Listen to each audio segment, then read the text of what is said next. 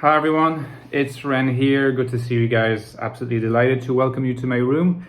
In this video, I'm going to be talking to you about 3 ways that the INFJ, not necessarily an INFJ in the best health state ever, can destroy someone. There are 3 different methods that can be utilized. But before I embark on this difficult topic, I just want to remind you that in the description box to this video, you will find links to Amazon links to purchase, if you are so interested, my book on the INFJ that's just out, The Ecstatic Soul, in ebook format, in paperback format. They're both available now. All issues that I thought existed in regard to the paperback cover are non-existent. What you see, if it's a bit blurred on the Amazon page, it's only due to the Amazon processing on their website. The finished product will look perfect. So the gorgeous cover of the book you will have on your bookshelf. It's all sorted out, okay? So yeah, thanks for supporting me. Now, in terms of the video that I want to make today, 3 ways in which the INFJ can destroy someone. I think that we're here talking about 3 methods that an INFJ who's angry at someone and who's not managed to quite deal with the anger in the most conducive way can, resort to.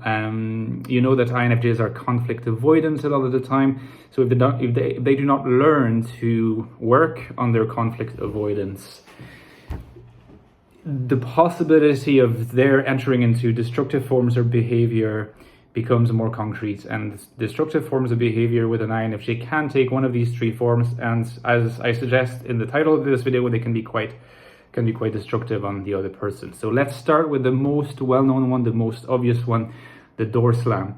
Now, I don't want to repeat what everybody might already know about the door slam. Like, the INFJ door slam is quite unexpected. So because it is unexpected, it can be more confusing, more shattering, and the other person is left not understanding what just happened. But I kind of want to contrast it with the INFP door slam and the ENFJ door slam, because as you know, all types can door slam. What matters here for how destructive the door slamming is how unexpected it is, how sudden it is, and how out of the blue it is, and to some extent also how final it is. So the INFP will tend to give many more signals from an earlier stage to the other person that they maybe, for example, they're not really liking their behavior, or something about the behavior of the other person is annoying them. They will express this via FI primarily, which means in terms of how the other person makes them feel, how the behavior of the other person doesn't accord with their internal values. They will not spend their entire time expressing this. Obviously, they're introverts, but they will give sufficient information so that if the door slam happens, the other person will know why. The ENFJ does the same thing in a completely opposite fashion. So instead of or expressing their disagreement in terms of how the other person makes them feel, or how the behavior of the other person clashes with their system of internal values, they'll speak of external values, more specifically the norms of behavior in the society in which they live. They will be referring to those norms, and they'll point out that the other person does not behave in agreement with those norms. So often the statements of critique will be like, your behavior isn't acceptable, or you're not doing something which is acceptable.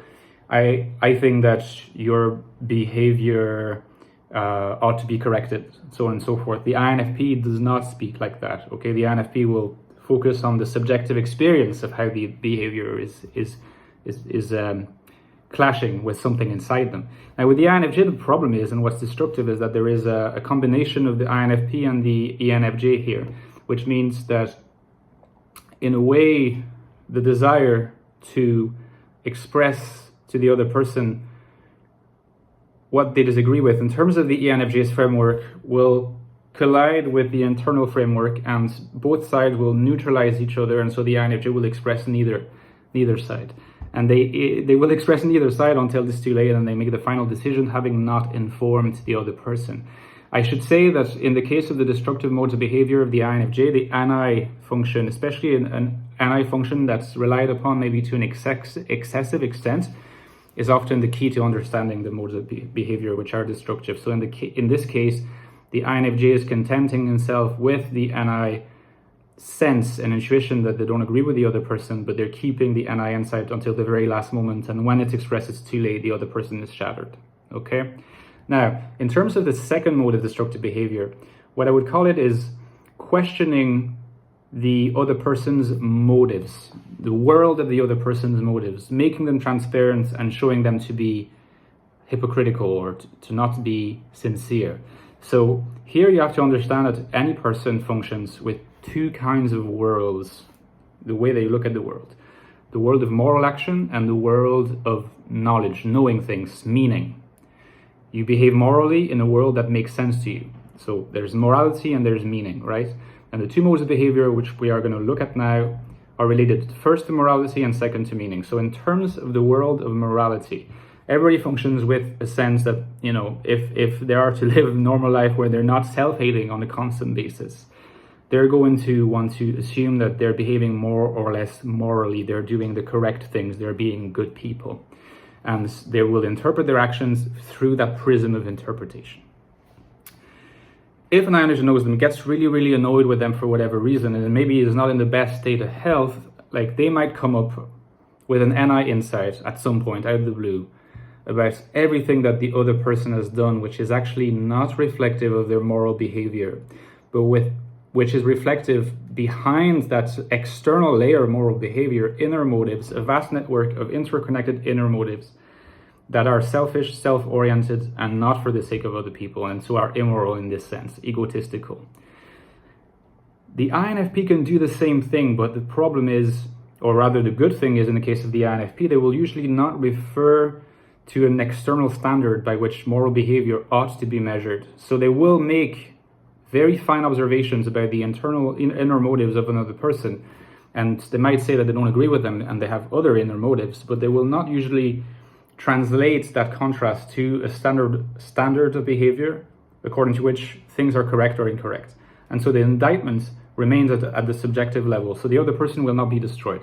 In the case of an ENFJ, the indictment will be so objective that it comes at a slight impoverishment of the subjective level, meaning that the ENFJ will automatically tend to speak of a standard norm of moral behavior, but often this comes at the expense of not completely capturing the fine details of inner motives of the person they're criticizing.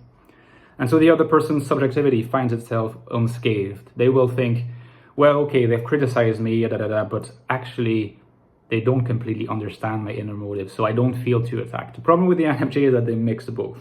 They are very good as the INFP is, at noticing the patterns if they know someone well that they've observed for a while, but they also have, through auxiliary FE, the ENFJ's tendency to refer to a standard of behavior. So not only will they criticize and unveil the inner motives that are selfish behind the moral behavior, that's the surface, but also refer to it as failing to respect and to meet a value standard of moral behavior. So the indictment is double and it can be very destructive.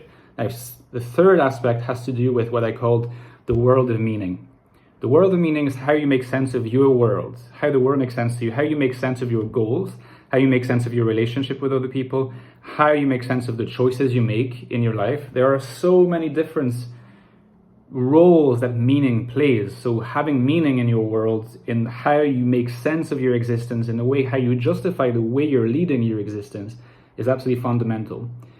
The INFJ has the ability to also question the coherence and the meaningfulness of your representation of that world. In other words, they could destroy you, so to speak, by calling into question these aspects. They will suggest that your world is actually incoherent, inconsistent, contradictory, and meaningless. And here, let's compare it with the INTP. I think the INTP is a good point of comparison because with dominant EI, of course, the INTP will be very well equipped at pointing out inconsistencies in another person's worldview. But because the FE is not very high up in the function stack, often the criticism will not really go beyond that and will not again make reference to an external standard of how meaningfulness is to be applied to each and every person. They'll point out what they see as inconsistencies. They'll point out that maybe in their life they don't have those inconsistencies, but they will stop there.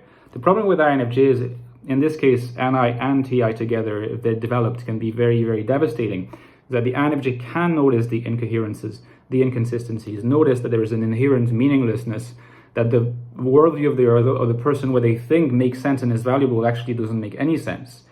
But on top of that, because of FE, they'll be able to turn their FE against the other person and mention that they'll say things like, look at all these other people who are able to actually produce real meaning, and you're failing to do that. And this is a typical FE move, and that can be devastating, not only because your worldview is questioned and you start questioning your own sanity, but also you're told that other people achieve what you don't. And so these are the 3 destructive modes of the INFJ behavior, which hopefully will not happen too often to an INFJ. Often when they are, in a healthy state of mind, they will tend to approach conflict in a more constructive fashion. Hope you enjoy this. See you soon, guys. Give me a like and consider subscribing.